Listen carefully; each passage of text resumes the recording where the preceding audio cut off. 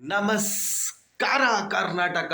Already ನಿನ್ನೆ ಒಂದು unbox ಕಾರ್ಯಕ್ರಮ ಆಯಿತು ಗುರು. ಅದಾದ್ಮೇಲೆ ನಿನ್ನೆನೆ ಚೆನ್ನೈಗೆ RCB ಟೀಮ್ ಹೊರಟಿದ್ದಾಗಿದೆ. ಆಲ್ರೆಡಿ ಲ್ಯಾಂಡ್ ಆಗಿದೆ.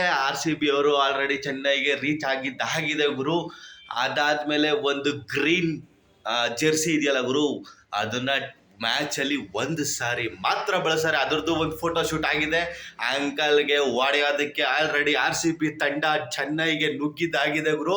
ಇನ್ನೊಂದೇ ದಿನ ಬಾಕಿ ಇದೆ, ಒಂದು ದಿನ ಪ್ರಾಕ್ಟೀಸ್ ನಡೆಯುತ್ತೆ.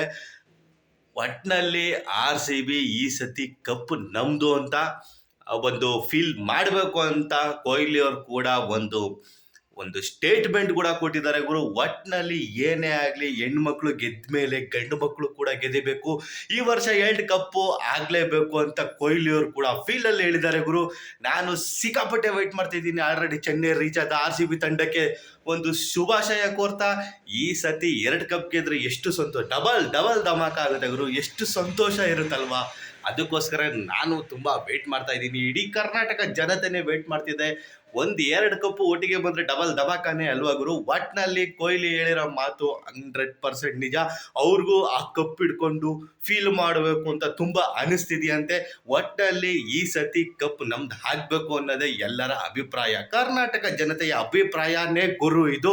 ಮತ್ತೆ ಇದ್ರ ಬಗ್ಗೆ ನಿಮ್ಮ ಅಭಿಪ್ರಾಯ ಏನಾದರೂ ಇದ್ರೆ ಕಮೆಂಟ್ ಬಾಕ್ಸಲ್ಲಿ ತಿಳಿಸಿ. ಹಾಗೆ ನನ್ನ ಚಾನಲ್ನ ಯಾರೇ ಸಬ್ಸ್ಕ್ರೈಬ್ ಮಾಡ್ಕೊಂಡಿರೋ ಸಬ್ಸ್ಕ್ರೈಬ್ ಮಾಡ್ಕೊಳ್ಳಿ.